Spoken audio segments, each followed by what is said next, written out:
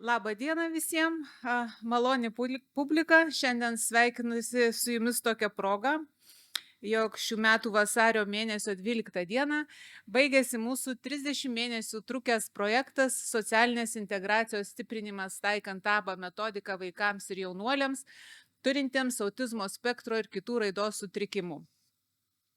Aš esu VŠI ZAD Lietuva vadovė Jurga Alksninienė. Ir šiandien mes dalinsimės su jumis mūsų projekto rezultatais. Tarp svečių matau salėje ir tikiuosi už ekrano mūsų dalyvius, mokyklų atstovus, kurie dalyvavo projekte. Tikiu, kad už ekrano yra ir iš kitų etapų, nes 30 mėnesių buvo ilgas laikotarpis.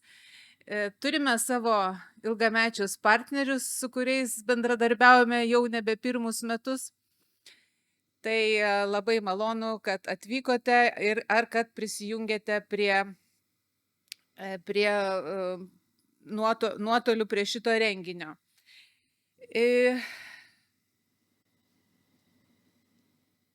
Taip.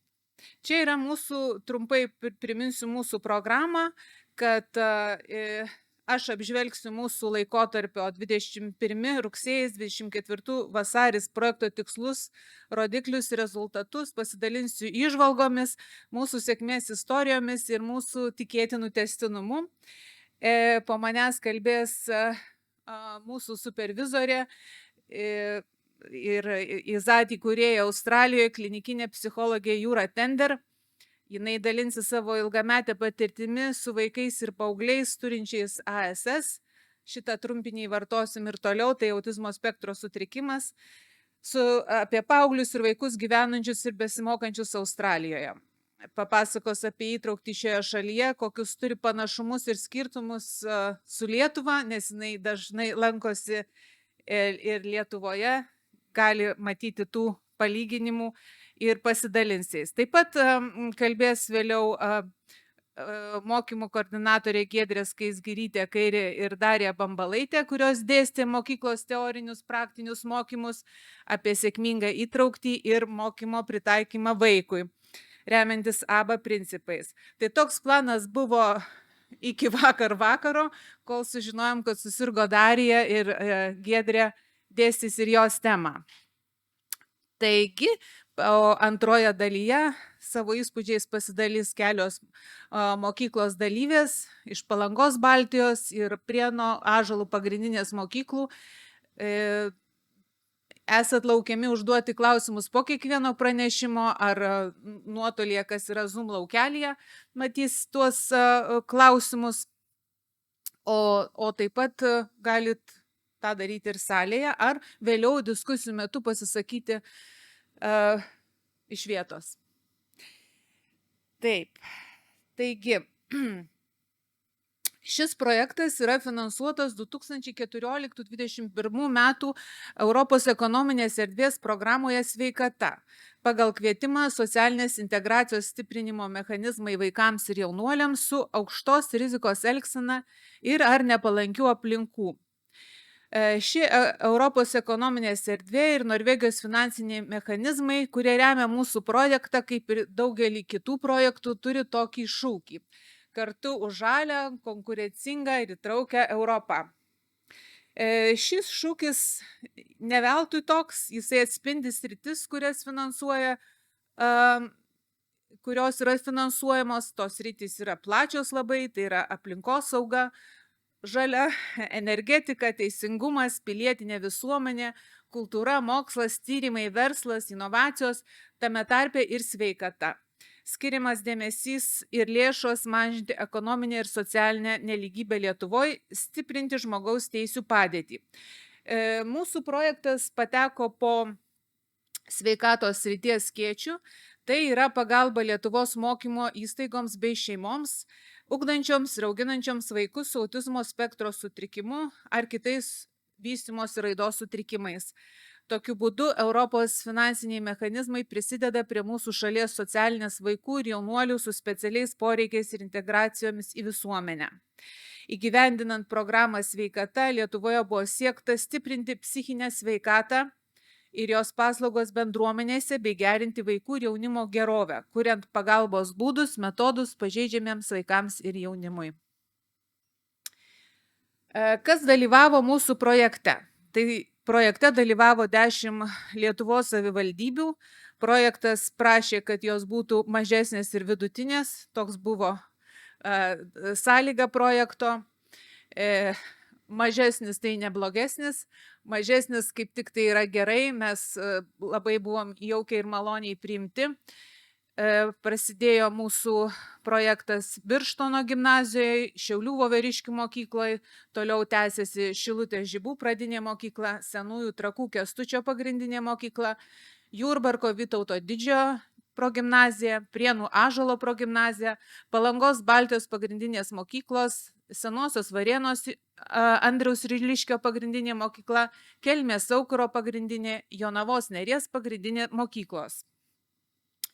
Šios ugdymo įstaigos gavo teorinius ir praktinius mokymus apie ABA, metodiką, įrankį, kuris šiuo metu yra pats efektyviausias ir moksliniais tyrimais paremtas metodas, skirtas vaikams jaunuoliams ugdyti, kurie turi AS, kitų raidos sutrikimų, tame tarpe emocijų valdymo, dėmesio koncentracijos, netinkamo elgesio, akademinių iššūkių. Taip pat projekte dalyvavo ir 20 šeimų iš minėtų savivaldybių auginančių vaikus su vairiais raidos sutrikimais. Šiems vaikams buvo suteikti intensyvūs ABA terapijos užsiėmimai namuose ar atskirais atvejais ir ugdymo įstaigose, mums stengiantis prisitaikyti prie vaikui labiausiai priimtinos aplinkos. Taip veikia ABA. Stengiamės dirbti natūraliai esančioje vaiko aplinkoje. Na ir taip pat dalyvavo šeimos nariai, kuriems galėjom suteikti psichologinės konsultacijas, leisti aptarti savo situaciją, išsikalbėti ir pasidalinti savo skausmais ir lūkesčiais. Projektą vykdė mūsų VŠI IZAT programų ir skyrių vadovai bei psichologai, viso 9 mokymų koordinatoriai. Taigi, projekto tikslai ir uždaviniai ir kas buvo pasiekta. Tai turėjom supažindinti Lietuvos vidutinių mažesnių savivaldybių švietimo ugdymo įstaigų specialistus su autizmo spektro sutrikimą turinčių vaikų ir jaunuolių mokymosi ypatumais. Apmokinti ABOS principų, parodyti, kaip ta ABA veikia, kaip jinai, apie kokie yra autizmo požymiai, kaip galima nuspėti, užbėgti už akių, suprantant netinkamo elgesio priežastis. Kiekvienas elgesys turi savo funkciją, ją supratus lengviau valdyti vaiko elgesį. Teikėm individualizuotą vaiko natūralioje aplinkoje ABA terapiją.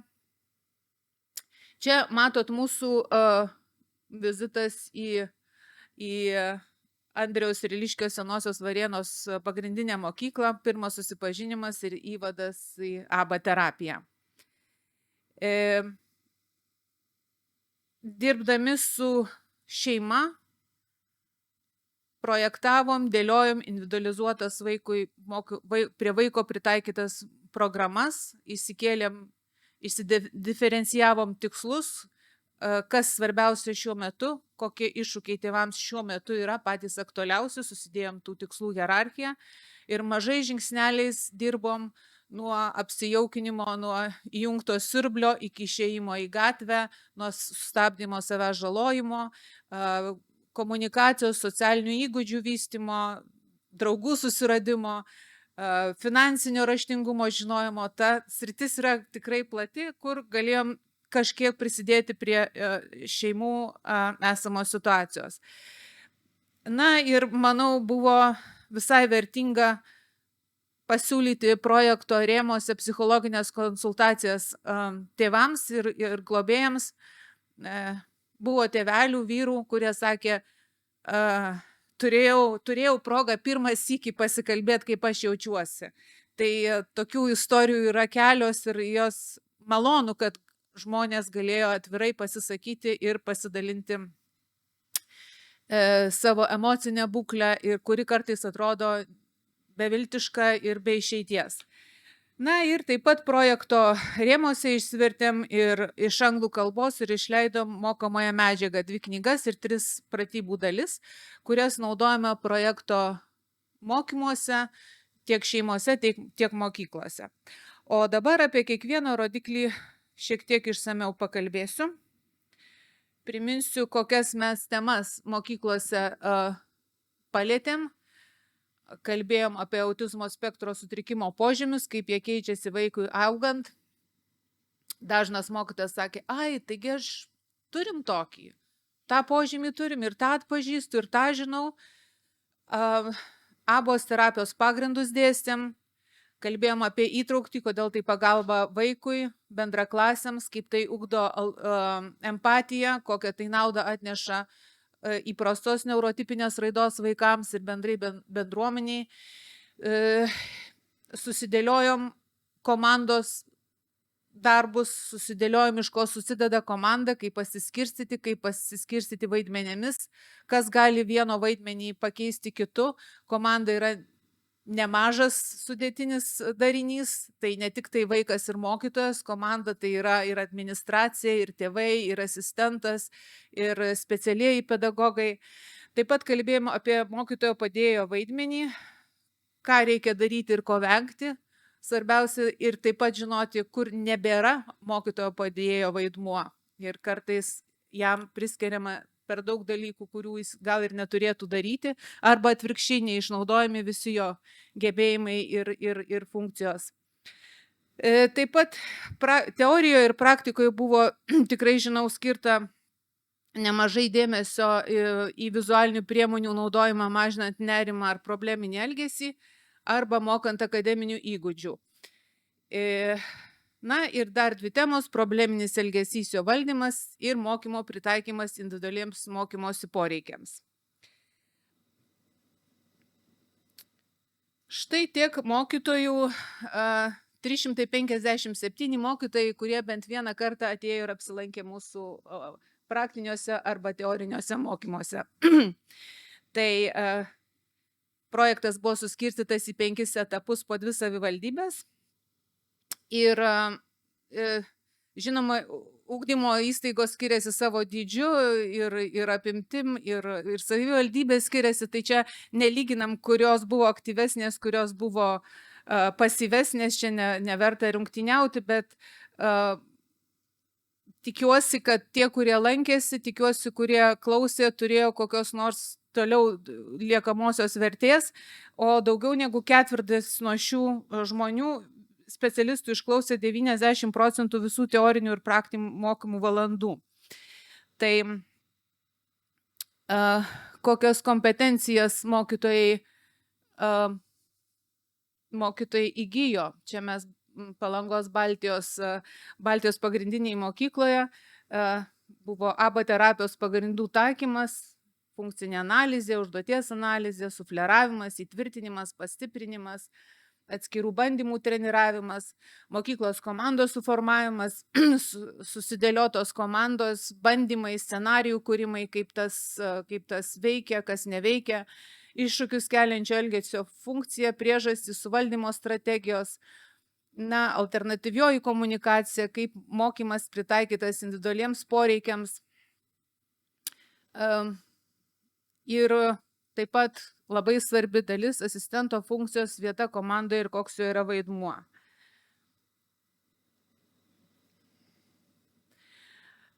Mes projekto metu pasidarėm tokią vidinę anoniminę anketą, jinai yra mūsų tik tai duomenys, kad ir lieka su mumis, bet gerai suprasti, kokią struktūrą sudaro mokyklų pedagogai ir specialieji mokytojai. Čia yra ne tas didelis skaičius žmonių atsakęs į anketą, žymiai mažesnis, bet pačią sudėtį galim matyti ir suprast. Tai didžioji dalis, 68% yra pedagogai, lankėsi ir asistentai, psichologai, specialieji pedagogai. Matot, šalia specialistų amžių. Visgi didžiausia dalis yra tarp 46 ir 60 metų amžiaus mokytojų. bet yra labai nemaža dalis virš 61 ir žemiau yra tik tai pats žemiausias, žemiau negu 25, 26, 35 yra labai nedideli skaičiai. Tai taip pat mokytojų išsilavinimas yra labai didelis skaičius magistro laipsnį turinčių mokytojų ir specialistų. Pagrindė yra bakalauro laipsnis ir jo atitikmuo. Kiti nenurodė, koks yra jų išsilavinimas.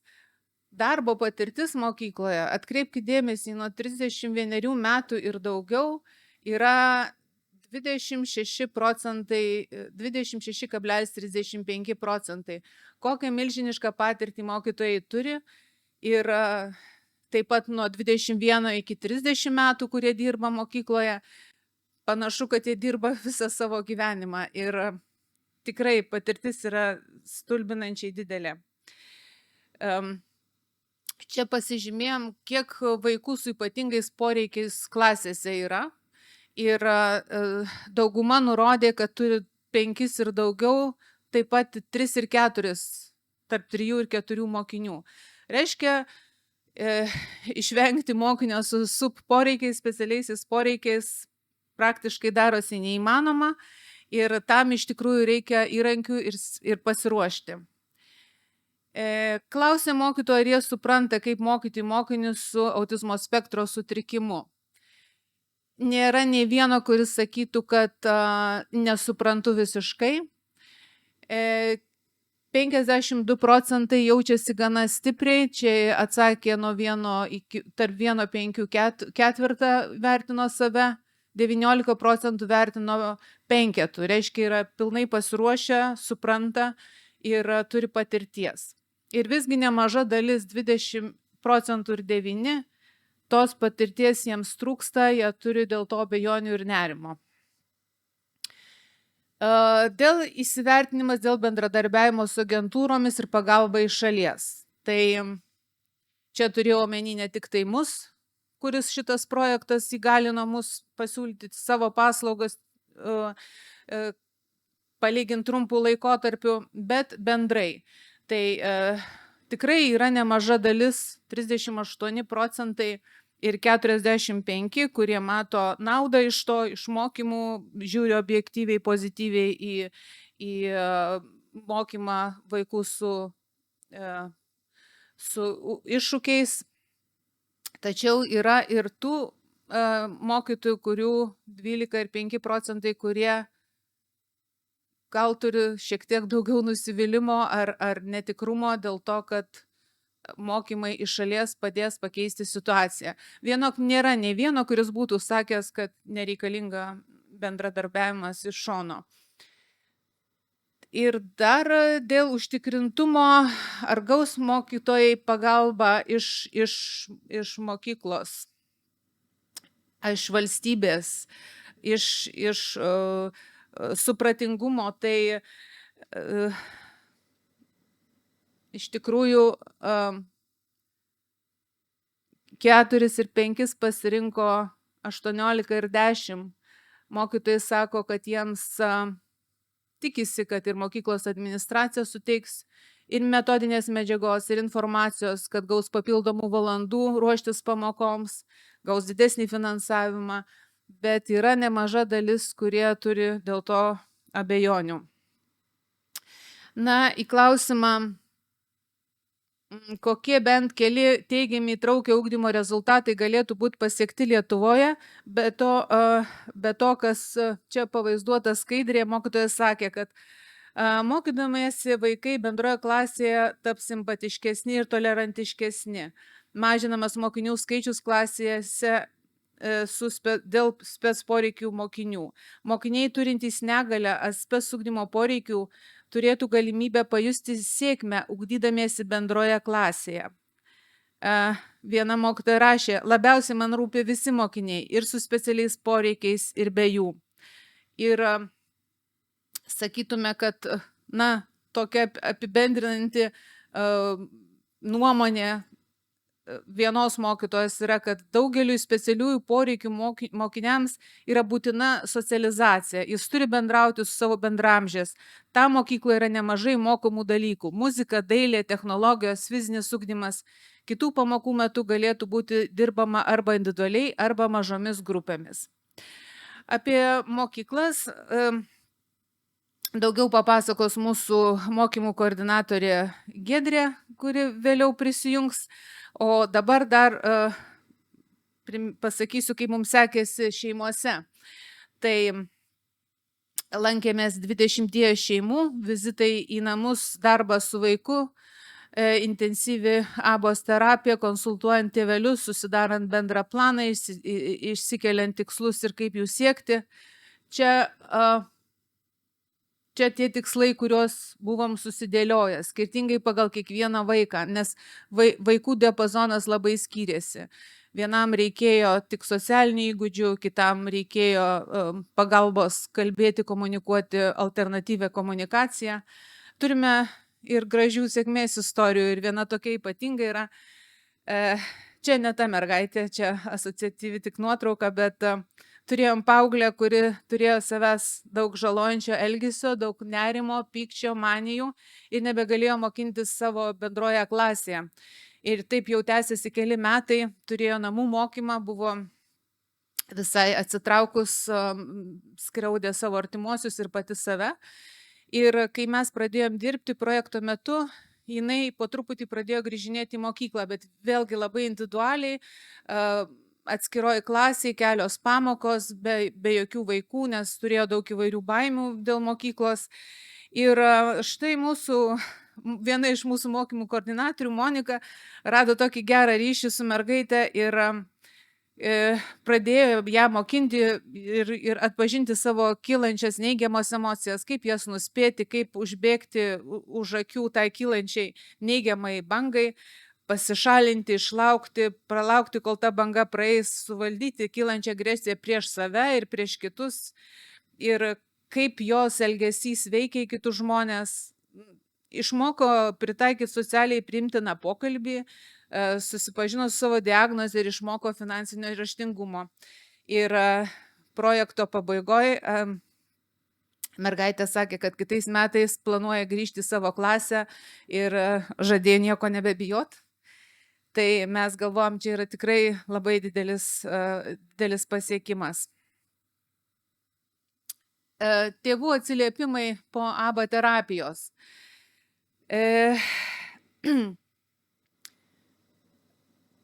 Yra daugiausia gerų atsiliepimų, pagrinde gerieji. Yra šeimų, kurios negaliu to nuneigti, kur sakė, nepavyks, neturėsim, netęsim, nemokėsim patys, kaip daryti. Kol vyksta terapija, tol viskas gerai, jūsų klauso, vaikas įsijungia, vaikas darosi aktyvus, mes vargiai ar turėsim tam energijos. Bet turime labai gražių istorijų apie tai, kaip mama džiaugiasi Jurbarkiškė, kad pajuto labai didžiulę pažangą, išmoko pamatyti savo šeimos kitus vaikus, kaip bendrauti su jais. O svarbiausia, kad vaikas tapo savarankiškesnis, išmokęs būtent abos įrankių, tokių kaip naudotis kalendoriumi, planuoti savo laiką, sumažinti nerimą, pasidarė daug drąsesnis ir grįžęs iš naujos mokyklos sakė, mama, aš turiu draugą. Tai tie, kas turi reikalų su mūsų vaikais, jie supranta, koks tai didelis dalykas ir kokia tai yra milžiniška vertybė ir tėvams, ir pačiam vaikui. Taip pat kalbinau tėvelį iš Varėnos, jisai sakė, kad iš tikrųjų jų vaikas gabuolis, konstruktorius, išradėjas ir iš to savo ypatingo gabumo buvo visiškai taip socialiai atsišalinęs, nusišalinęs, arba kaip tik tai buvo, su jo elgesys buvo netinkamas.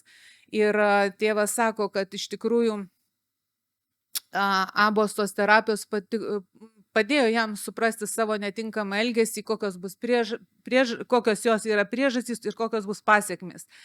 Taigi Ir pats tėvas naudojosi konsultacijomis ir matyt turėjo galimybės pasikalbėti apie tai, ką jau žino ir kažką dar naujo sužinoti. Jonaviškė mama sakė, kad išsikalbėjau, savo nerimą numalšinau, gavau daug rekomendacijų ir dėsim į priekį. Čia kalbam apie mūsų psichologinę pagalbą. Štai tėvelis iš Jurbarko, kurį minėjau, sako, kelis sykius kreipėsi, sako, noriu suprasti savo jausmuose, kaip elgiuosi, kodėl nerandu pokalbio ir ryšio su savo sūnumi. Gavau galimybę išsikalbėti pirmą kartą. Tai daugelis tėvų norėjo gauti šiaip informacijos apie augančius paauglius. Atsiranda iššūkių su nuotaikų kaita, su paauglystė, su depresijomis ir kartais vien supratingumas padeda labai daug dalykų išspręsti. Tai tėvams buvo daug naudos suprasti apie pačią autizmo prigimtį, jos formas ir kaip jinai pasireiškia ir paaugliškam gyvenime. Taip.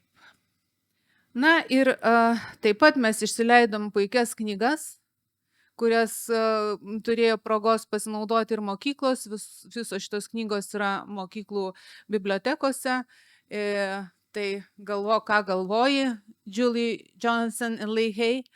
Ir nuostabioji 5 lygių skalė, pasimatuoti savo nuotaikų kaitą galim visi ir įsivertinti, ar tai blogai, kad sulūžo tušinukas taip, kaip numirė mano mylimoji katė. Pasakyk, kurioje vietoje, kokioje skalėje tavo yra nuotaikos. Puikus įrankis, šita knyga be galo vertinga. Taip pat išsileidom ir pratybų sąsiuvinius, pokalbiai įgūdžiai, socialiniai ir draugystės įgūdžiai vaikams turintiems autizmo spektro sutrikimą ir Aspergerio sindromą. Tai yra Janine Tool pratybų sąsiuviniai ir jie yra šiuo metu išleisti. Taip, na ir turiu pasakyti, kad savo užsibrėžtus tikslus pasiekėme, rodiklius, bet reikia pasakyti, kad kai pradėjom projektą, turbūt nenumanėm, kad visgi kiek daug mokinių su specialiais poreikiais mokosi Lietuvos mokyklose ir kokia didelė atsakomybė ir iššūkiai gula ant ugdytojų pečių. Ir reikia pasakyti, kad mūsų mokytojai nuostabūs yra. Projekto pradžioje rėmiausi 19-20 metų duomenimis apie oficialų specialių ugdymo poreikių turinčių mokinių skaičių Lietuvoje. Jis tuo metu buvo 37 600 mokiniai. 22 metų duomenimis apimant ir ikimokyklinį, ir mokyklinį ugdymą skaičius yra jau 74 000. O tai yra 15,5% visų vaikų darželių ir mokyklas lankančių mokinių skaičius. Nors tas skaičius yra didelis, tačiau jau 90% vaikų lanko bendrasias klases šiuo metu. Vadinasi, darbas jau vyksta ir įtraukusis ugdymas yra įsibėgėjęs. Todėl tikiuosi 24 metų rugsėjis bus suvaldomas, nes prisijungs tas 10%. Kokių mes išvadų priėjom po šito projekto, kad norime ir toliau draugauti su mokyklomis, teikti pagalbą tėvams, norime padėti spręsti netinkamo elgesio problemas ir įvairius iššūkius ir norime būti naudingi. Žmonės labiausiai suartina veikla, tai mes norim kartu būti ir leiskit mums jums padėti. Tai ačiū, toks mano pristatymas mūsų baigiamojo renginio yra.